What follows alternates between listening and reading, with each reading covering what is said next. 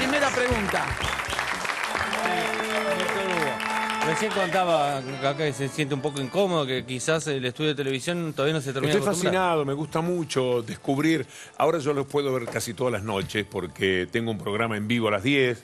Entonces vuelvo a mi casa a las 11, 11:10 estoy mirando el programa y me resulta fascinante todas estas luces, todas estas voces, toda esta actividad, que uno es distinto cómo se ve en la casa. Y claro. Todo el mundo tendría que venir como tiene el privilegio esta gente, a ver cómo lo hacen, porque es como un mago mostrando los hilos, viendo Te cómo agradezco es el que hable truco. así de mí. La verdad que ya el primer piropo así, tirado así, la verdad se lo agradezco. Bueno, siéntese cómodo, está en su casa. Víctor Hugo Morales contó en esta semana, como haciendo un análisis de las elecciones, que a pesar de haber perdido por 700.000 votos, Daniel Scioli podría considerarse un ganador. Me interesa que desarrolle ese concepto y a partir de ahí, cómo vio las elecciones, el proceso eleccionario. Al cabo de 12 años de gobierno se tiene un desgaste, sobre todo este gobierno que ha tenido una confrontación pavorosa con los medios dominantes o extraviados, como yo les digo, de comunicación. Con todo ese desgaste, tener a la mitad de la población todavía a favor, me parece que la lectura es muy fácil. Es un éxito impresionante y sin haber puesto a la candidata natural. ¿Qué hubiera pasado si la candidata es Cristina Fernández? Con todo respeto por Scioli, que terminó siendo un candidato aprobable, querido por mucha gente, visto mejor de lo que se lo veía 6 meses antes, incluso por el kirchnerismo duro. Pero si hubiera estado Cristina Fernández no había competencia entonces. Y eso al cabo de 12 años. Por eso yo entiendo que es una excelente elección la que hizo el gobierno. Siguiendo un poco con el tema, esta tarde Marcos Peña anunció el gabinete de Macri, con excepción ¿Para quién es del... Marcos Peña? Porque son todos nombres nuevos Marcos para mí, Peña estoy desesperado, no fue el entiendo jefe cuál de campaña y ahora va a ser el futuro jefe de gabinete. Sí, ¿no? sí, tal cual. Campaña, Anunció el gabinete de Macri con excepción del futuro ministro de Trabajo. ¿Qué expectativas te genera este gabinete que El se gabinete me mencionó, se parece conoció? pobre, paupérrimo, derechoso. ¿Te gustó? Me da... Podés no ser me- más específico Ok, si me querés. Capaz que... Sí. Repregunto. No, nos gustaría saber qué quiso decir con eso.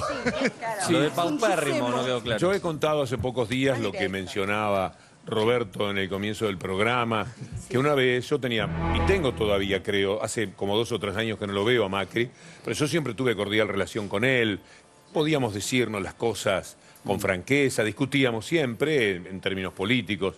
Cuando él se lanzó directamente a la arena política, yo lo conocía de Boca, y lo conocía de los esfuerzos que hacía en Boca, que estaba teniendo bien a la institución y no ganaba. Entonces nos llevaba a los periodistas, nos invitaba para decir, miren lo que estamos haciendo, miren, y no me luce, es verdad. Después Bianchi, que también podría ser un notable integrante del ministerio, del gabinete, lo sacó a flote y consiguió todo lo que Macri ha logrado posteriormente. Cuando él comienza su gestión como jefe de gobierno, me invita un día a charlar en el Rompuán. Nos encontramos y me sorprende ofreciéndome la Secretaría de Cultura de la ciudad. Naturalmente, la respuesta era no, charlamos mucho y al final yo le dije, mire Mauricio, estoy seguro que usted no me ofrece esto para que yo sea amable con usted en tanto periodista. Tengo la plena convicción de que no es así. Dígame, ¿por qué me ofreció No se este cargo? preguntan esas cosas, hay que agarrar enseguida. Hay que agarrar, como Y la respuesta de Macri fue, Víctor Hugo, no tengo equipo. Tengo muy poco, y me nombró. Dice, tengo una piba que es una genia, era María Eugenia Vidal. Bien. Tengo a Rodríguez Larreta y me parece que no me mencionó a nadie más. Es decir, estaba pobre de gente. Lo dramático es que no pudo construir, evidentemente, porque no hay casi excepciones positivas. Yo podría señalar respeto por Bullrich, que me parece un hombre con la apostura de un ministro, más allá de que uno pueda tener alguna discrepancia. Pero Aguad, pero las 2 mujeres que más hicieron para crear la percepción de que la presidenta es una asesina, en el caso Nisman, estoy hablando de Alonso y Bullrich. Las 2 cosas destacadas de la vida de Bullrich fueron bajar el 13% a los jubilados y lo que hizo en el comienzo de este año. Hay una impunidad, un sentido, bueno, Abelluto, que es un personaje del que podrá hablar con mucho más propiedad, estoy seguro, Mariano Hamilton, que lo conoce en el mundo del trabajo. ¿Quién es? ¿Y ahora? ¿Qué es Abelluto? Es como un... Es el futuro, Es de es el Disney. futuro ministro Bueno. de Cultura, Pablo Abeluto. Sí. ¿Ah, cómo se llama? Pablo Abeluto. Lo que no aceptó Víctor Hugo, lo acepta Beluto ahora. Bueno, no, después de mí fue que apareció, Sí. y me pareció un muy buen ministro en la ciudad de Hernán Lombardi. Me parece que también Sí. tiene lo que uno puede pensar en su tener un ministro, aunque ahora tiene un lío bárbaro. Porque después de haberse llenado la boca hablando de la libertad de expresión, pensar que va a entrar a Canal 7, si es que pueden entrar, porque a mí me parece que lo que corresponde es que siga Tristan Bauer, pero si entra a Canal 7, entra para sacar programa. Y la libertad de expresión, bueno, pero lo que yo no me puedo bancar es la intolerancia. ¿Y quién marca cuál es la intolerancia? ¿Usted, Hernán?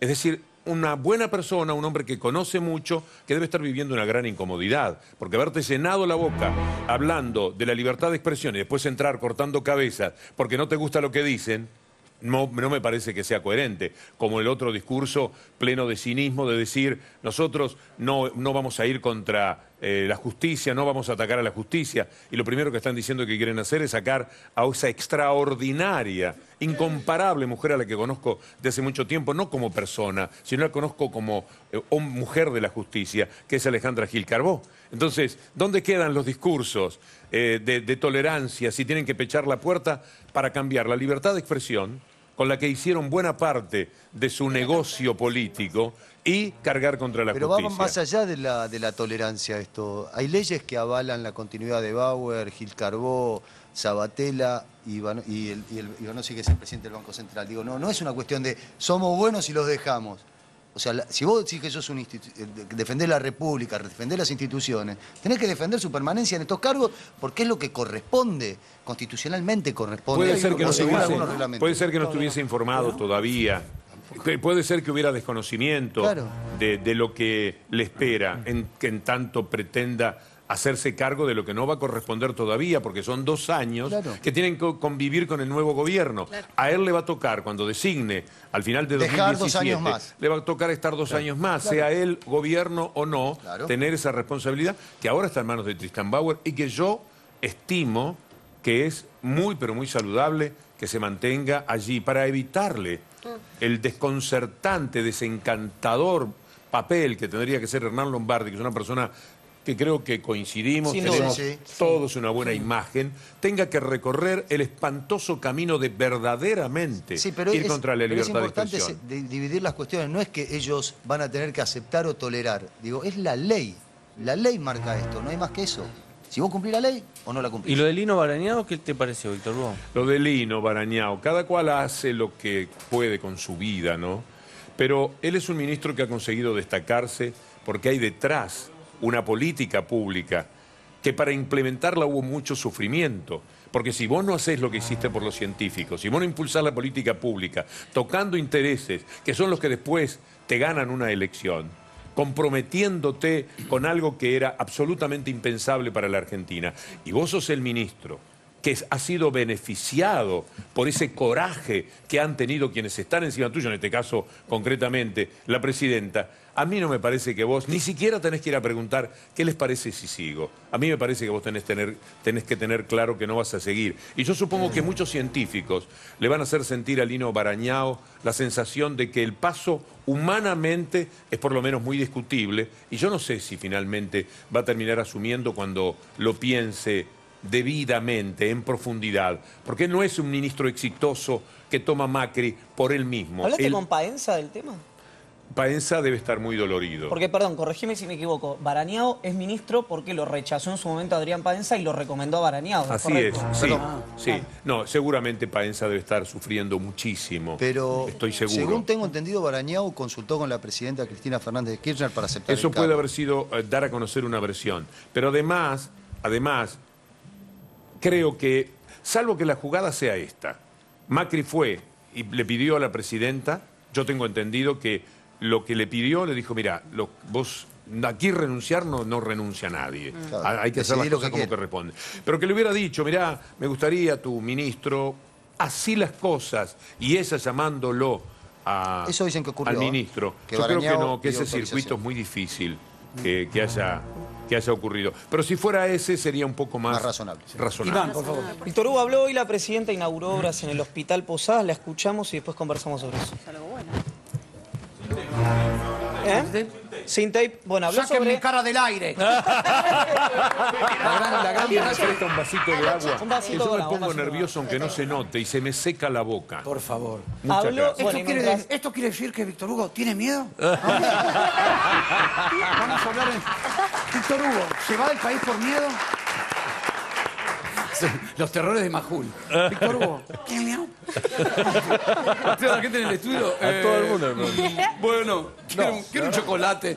Habló Víctor Hugo, la presidenta, sobre el país no es una empresa. Al margen de tensando un poquito, yo te pregunto por otros ministros, el caso de, por ejemplo, Rogelio Frigerio, que a lo mejor te podría generar una expectativa. Te pregunto por los empresarios. Mario Quintana, del Fondo Pegasus, dueño de Pharmacity, el señor Aranguren, en energía, Gustavo Lopetegui. No me digas más. de la- Es el país atendido por sus propios dueños. Es la corporación con una gran impunidad. Cuando a mí me parece que el ministro más sorprendente de todos es uno que surge como menos discutible porque es una persona correcta, tratable, agradable, culta, preparada, que es Prat Gai. Pero que sea ministro de Finanzas, quien ha manejado y maneja seguramente la fortuna más importante del país, que es la fortuna Frotabat, que con una decisión de un centavo más de dólar, un centavo menos de dólar, mueve esa fortuna de miles de millones de pesos para un lado o para otro. Y que esto sea hecho ante la mirada de todo el mundo, que sea realizado desde casi un sentido de impunidad por parte del nuevo gobierno, no deja de ser algo sorprendente y que me parece tiñe, por lo menos en el comentario que hice inicialmente, a este gabinete de lo que yo me permito pensar del mismo. Pero decía, el caso de Quintana, que es de alguna manera es dueño de una cadena de farmacia muy conocida, ya la mencioné, pero para no chocarla otra vez, que puede estar sabiendo qué pasa con los medicamentos. El caso de Aranguren, que fue 12 años CEO de Shell y ahora está a cargo del Ministerio de Energía. ¿No es un poco el zorro cuidando las gallinas, digamos, eso? Tuvieron que dar marcha atrás con el ministro de Trabajo, me parece, el que habían designado, Lawson, el que era lobista de Arcor. el de Córdoba, Claro. que es De la Sotista. No, de la Sotista de de alguna Santos, manera fue cobrador de los deudores, de los morosos, que, bueno, una persona que además ha tenido problemas muy serios con el periodismo en Córdoba. Me parece que retrocedieron en la decisión. ¿Saben algo ustedes de eso? No, se anunciaron hoy. nombraron todos los ministros menos No el nombraron al ministro de Trabajo. Trabajo, porque No, tenían recién designado están eso. por el de Economía. Era el retorno político para De la Sota, es decir, lo que le devolvían a De la Sota por los servicios prestados. Claro. No nos olvidemos, supongo que el peronismo nos olvidará que De la Sota y Massa han tenido muchísimo que ver en que finalmente estas cosas se dieran como se dieron en el balotaje, cuando quedaron un poco más mano a mano la construcción política de Héctor Manieto y del grupo Clarín contra lo que era la construcción política del gobierno. En ese mano a mano, que podía ser un poco más parejo y posiblemente con el gobierno victorioso, si los peronistas se comportaban como peronistas, ha habido una incidencia muy particular, que por supuesto después hay una devolución, como podía ser ese ministro de Trabajo de la Sota, o como podría ser lo que a mí más me perturba, más me preocupa. Estamos muy atentos al gabinete de gobierno y aquí la gran mirada hay que ponerla sobre el Poder Judicial.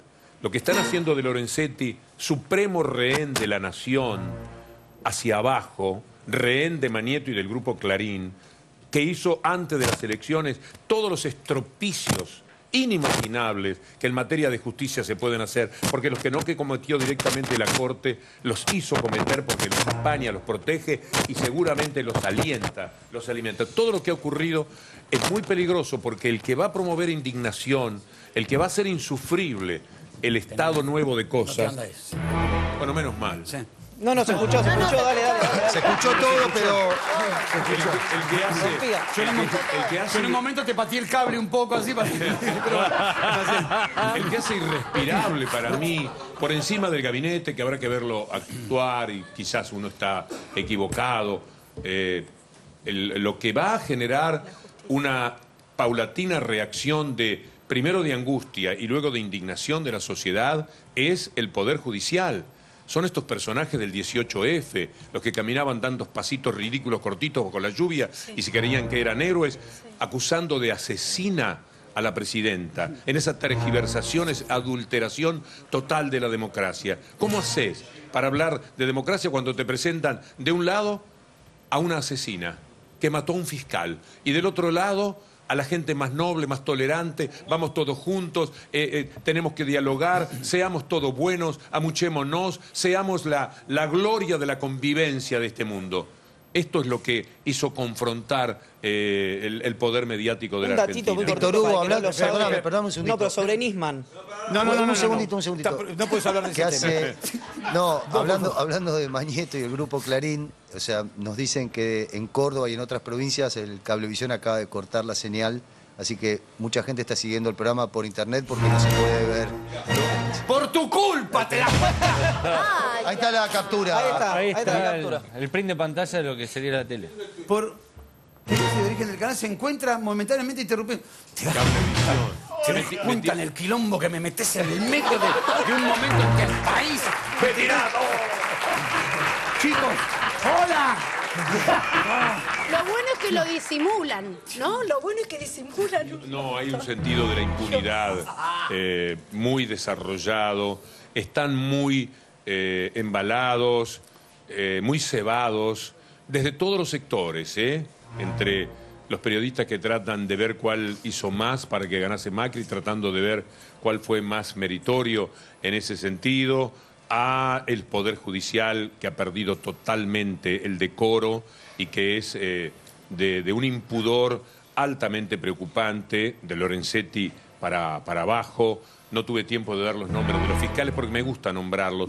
Porque si vos decís Campagnoli, Ple, Moldes, Marijuán, Sáenz, si vos los nombrás, por lo menos que la opinión pública escuche que esos nombres hay un sector de la sociedad que nos mortifican, porque han hecho mucho daño y tienen previsto hacer todavía mucho El más datito de daño. Nisman es que, para el que no lo sabe, digamos que lo plantean como el fiscal que la denunció a la presidenta y después aparece muerto. Ese fiscal fue hace un par de años atrás el que pidió el procesamiento de Mauricio Macri, fue Nisman, por la causa en la que Macri está procesado con confirmación de cámara.